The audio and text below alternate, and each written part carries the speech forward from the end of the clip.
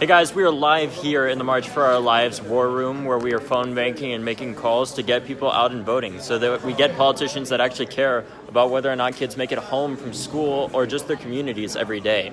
So I'm going to go around and ask a few people how they're feeling and what they're doing. What's going on? Right now I'm just relogging in and rebooting my computer, but I've made over a dozen calls today. I made over a dozen calls in under 20 minutes, so it just proves how simple it is to just call everyone in your phone list and make sure they were voting and have a voting plan. How many people have you called today so far? Over 500 in this room alone. So we've only been going at it for a little bit over an hour, so we're going at it all day. Awesome. Ryan, how are you feeling? Well, I turned off the phone bank for right now. I'm texting each one of my friends because they're all within the age 18 to 29 and making sure that they turned in their ballots. Awesome. Woo! So we're here fighting the good fight, and we're with a bunch of different volunteers from Stoneman Douglas and other places that are helping us put up this fight to fight for a future where children are safe, where people don't die from gun violence, where we have morally just leaders that care about the issues that affect us.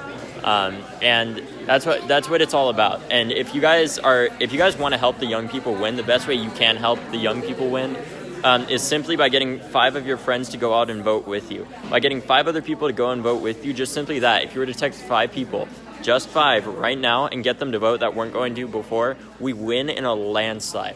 So go out there and get 5 other people to vote. Text them and find out what they're doing.